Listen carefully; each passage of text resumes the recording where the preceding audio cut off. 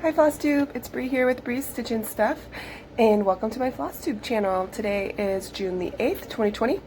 We are going to do a little quick stitch with me video today just to say hey. I haven't been on in a while. I just want to kind of touch base with you guys. I haven't been doing a ton of cross stitch lately. Life has just been a little crazy, which everyone knows. And so I didn't really have enough content to do a regular Flosstube update. So I thought just sitting down with you guys, cross-stitching, chatting would be another alternative today. So I am going to be working on the Merry Mary Needleworker by Lindy Stitches. I am doing this version. I'm using all the called for floss. I'm doing mine on a 32 count Lugana that I dyed myself. So it has a similar look as the photo. Yeah, we have a sale going on right now. It's hashtag Friends of Mary sale.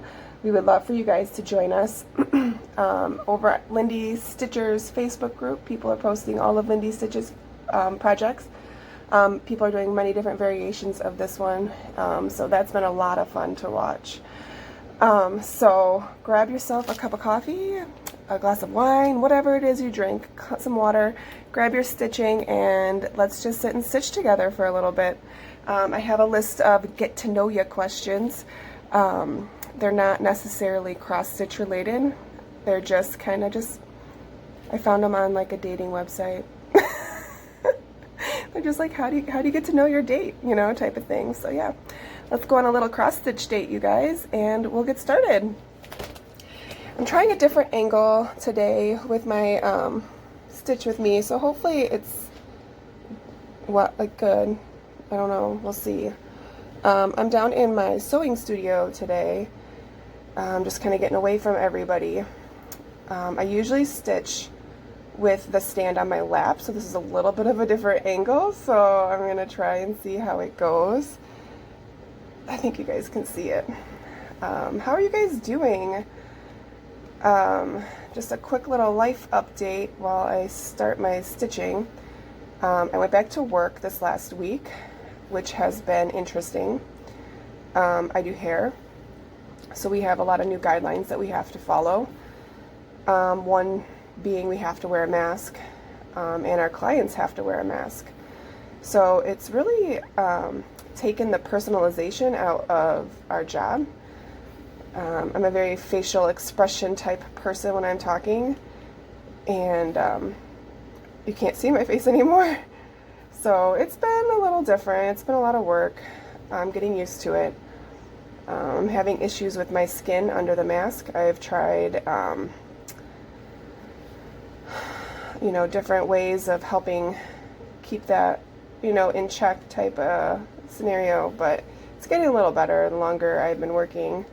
But it's still frustrating because my face hurts and it's very red, like where my face mask is at.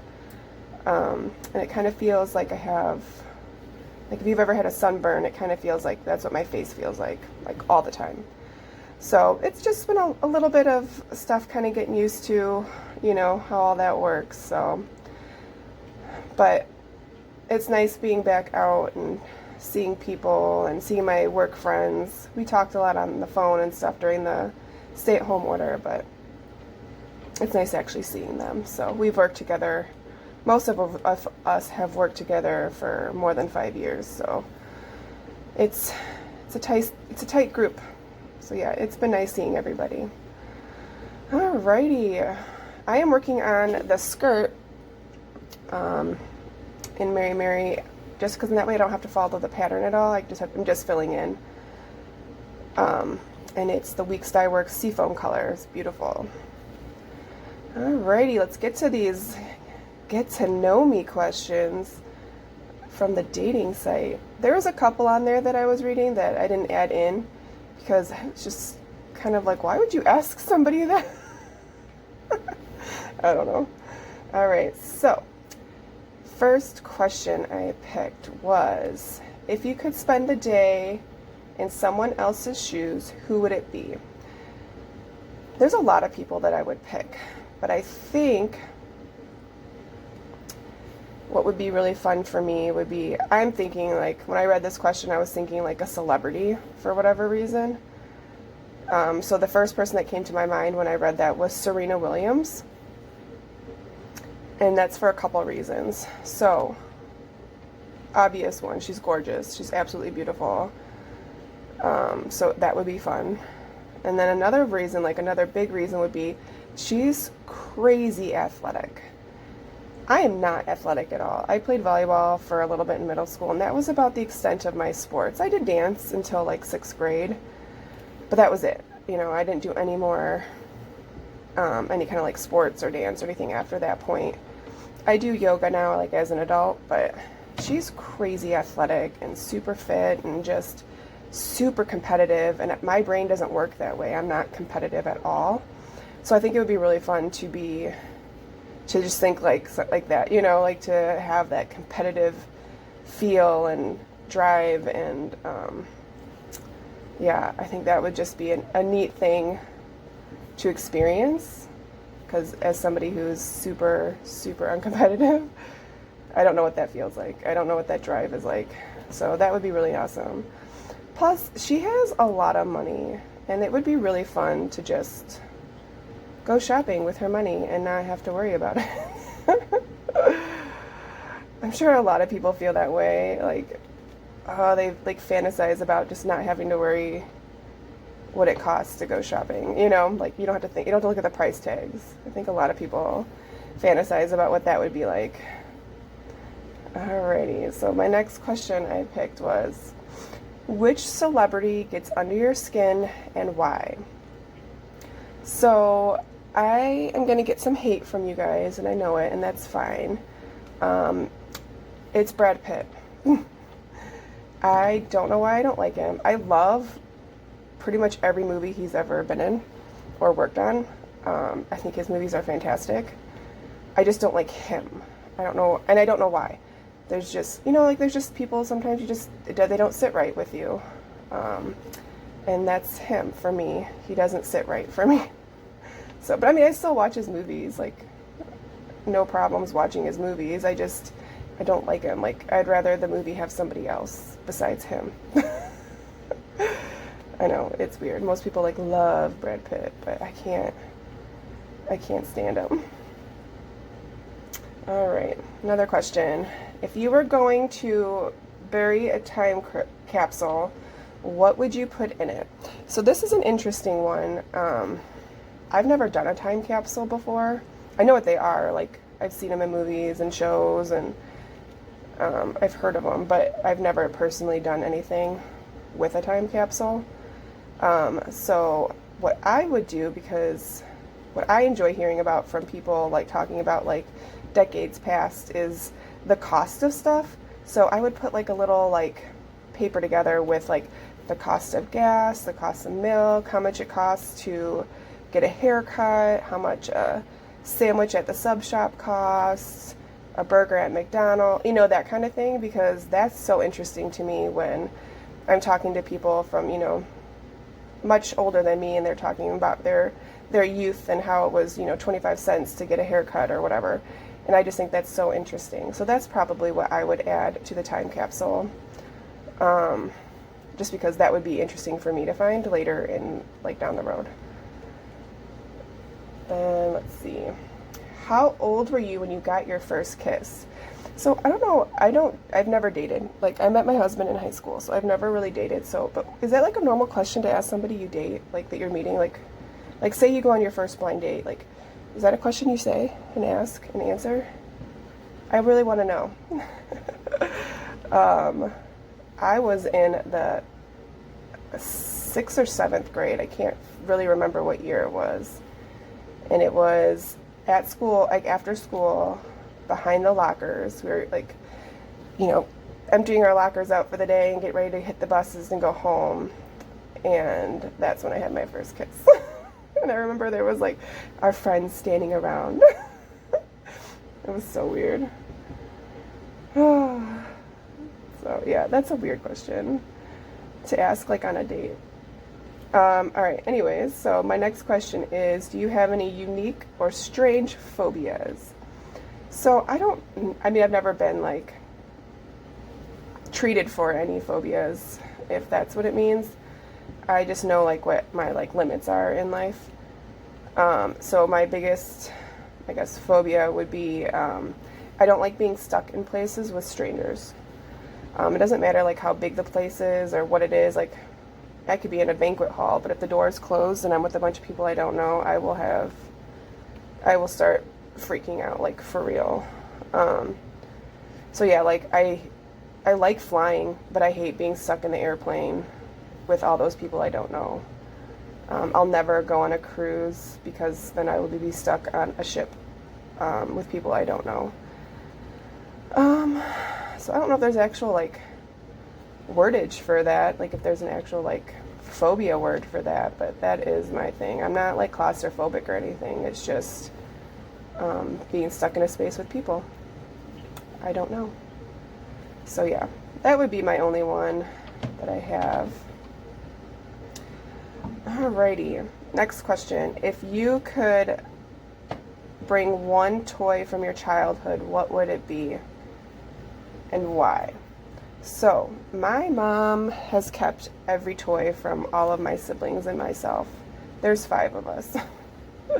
So, I actually still have the majority of all my toys from when I was a kid. Obviously, like the ones that I just didn't even care about, I had gotten rid of, but the ones that I played with all the time, my mom kept. So the one that sticks out the most, besides my Barbies, because Barbies were life for me when I was growing up, but the one toy besides Barbie would be my puppy surprise. If you were a kid in the 90s, you know exactly what I'm talking about.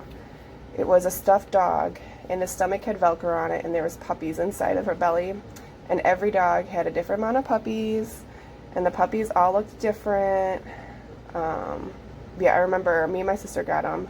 My sister and I are 17 months apart in age, and we both got them for, I think it was like Easter or something. You know, my mom got us for them. And that was like the one toy that we had that me and my sister actually played with together. She was a baby doll kid, and I was a Barbie kid. So we rarely would play toys together. Like we would play together, but we rarely played toys together because we had such different taste in toys. So, but Puppy Surprise, that was the one thing that we did play together. And I think that's why it's like my favorite toy, because it has the best, you know, the best memories. And my daughter plays with it now. She really enjoys playing with it, and still has it. And when I pulled it out of my mom's storage when my daughter was born, it like brought back, like I just remember playing with it all the time. So my Puppy Surprise, and I never named her. Her name was Puppy Surprise. I don't know, maybe my sister might have named her. She named everything, but I did not. Next question. What 3 words would you use to describe yourself? And yeah, what 3 words would you describe yourself? So the first word that came to my mind to begin with was creative. My whole life I've always been creative. My mom was a crafter. Like, we grew up with that. We were very fortunate as kids that my mom crafted all the time. Did I get it? Hang on. And then, yeah, so creative for sure. And pretty much anybody that knows me will say the same thing. The next word would probably be quiet. I'm a very quiet person. I'm an observer. I like to people watch. I like to listen. It's pretty much how I've always been. Like, I can be goofy and loud and stuff, you know, but overall, I'm very quiet.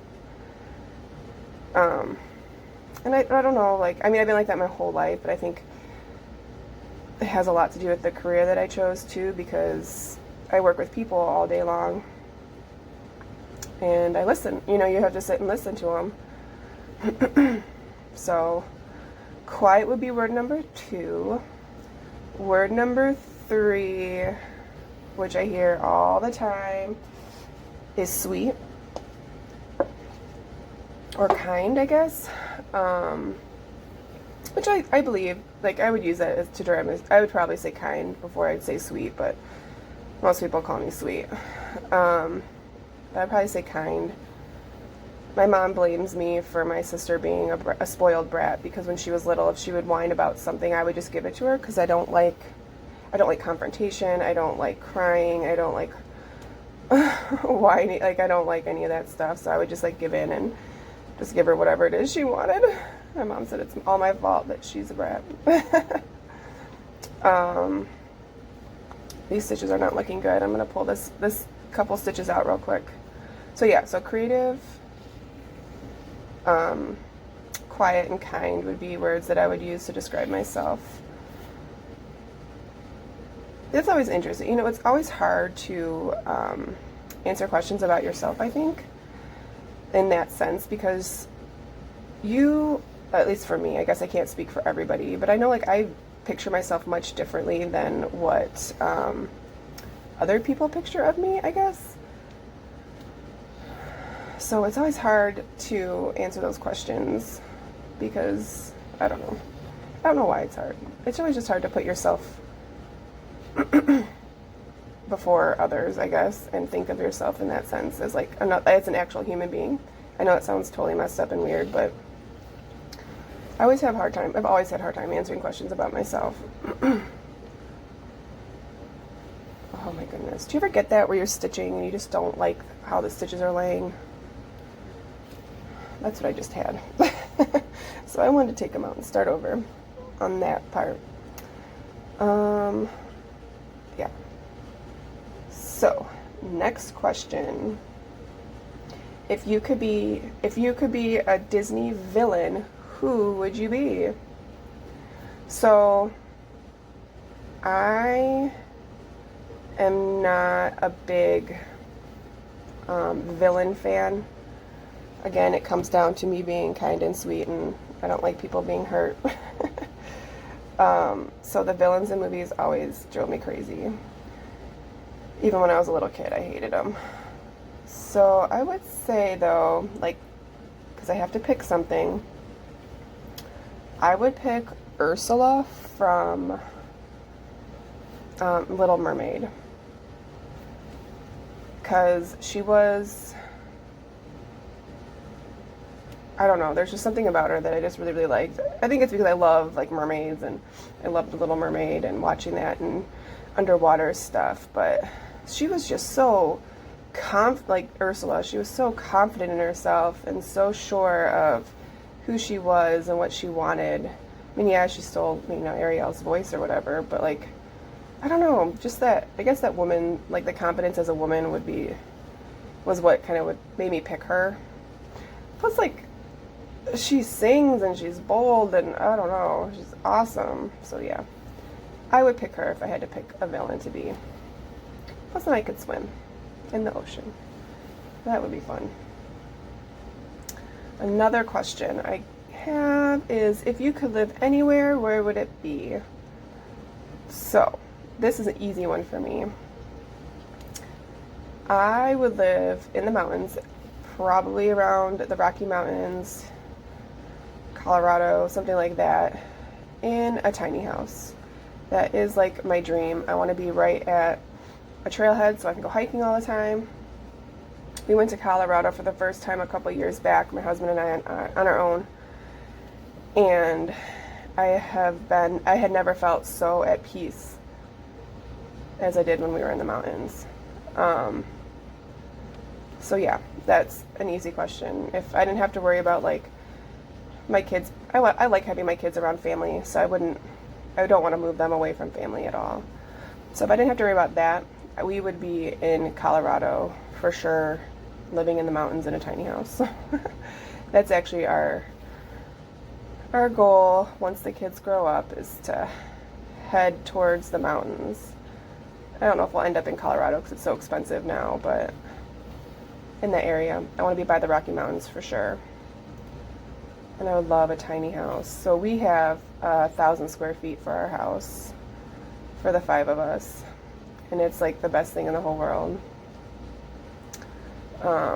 So if we didn't have kids, I would be totally comfortable downsizing. I don't know if my husband would be, but I think if we lived in a place like by the mountains where you could be outside and enjoying, you know, the nature of everything around you, it probably wouldn't be that bad for him. I wouldn't care because I want a tiny house. Yeah, so that's what I would pick.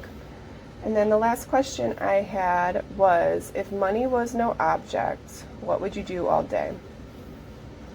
So, like I said earlier, I'm a big crafter. So if money was no object, that means I wouldn't have to work. That means I could buy whatever I wanted. So I would be cross-stitching or sewing every day, all day long, with whatever materials I wanted and not have to think about it. I do, like as of right now, I have a budget for my crafting world that I have. So it would be fun not to have to like think about it and just be like, ooh, I'm gonna get that. Ooh, I'm gonna get that. But yeah, I don't know.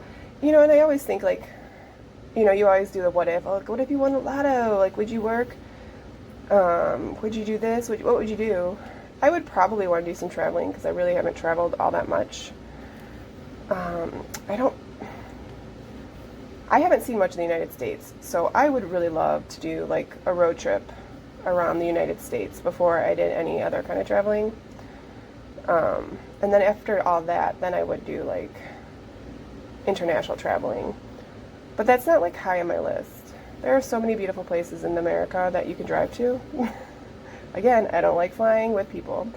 If we had a private jet, it would be a different story. I guess if I had all the money in the world, I can get a private jet, right? But yeah. So yeah, I would love to just craft all day long. For sure. That would be incredible. Or hang in the mountains all day long. So I grew up here in Illinois, and we were outside of Chicago, so we're like 45 minutes to an hour outside of Chicago. And the town and the area that I live in, it's pretty, I mean, now it's very suburban, it's been very built up, but when I was a kid, there was like farms everywhere.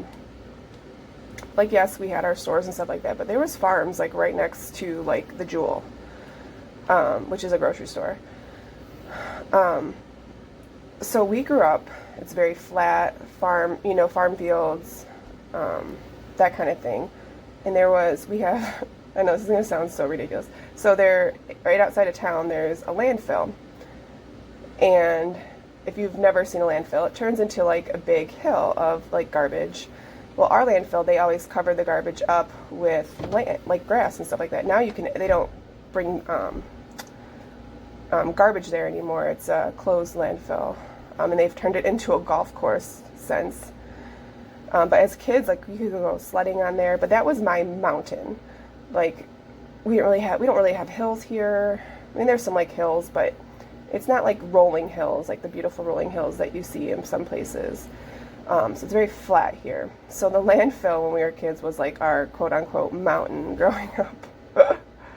Oh, it's so funny. When I saw mountains for the first time for real, I was just in awe. I'm making a video. But yeah, so going to see mountains is always, I remember I was I'm trying to think, middle school the first time I went to Arizona and I saw a real mountain.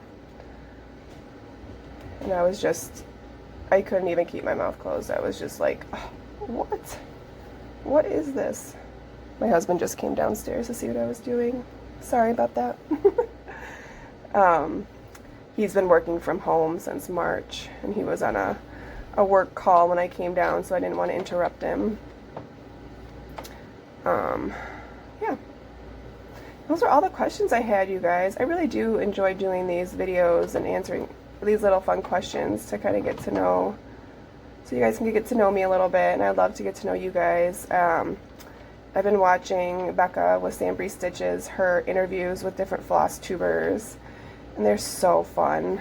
It's so neat to like get to know all the different people that you know, like I feel like I know all the people I watch on Flosstube, you know, because we all mumble, like ramble on a little bit about life, which is wonderful.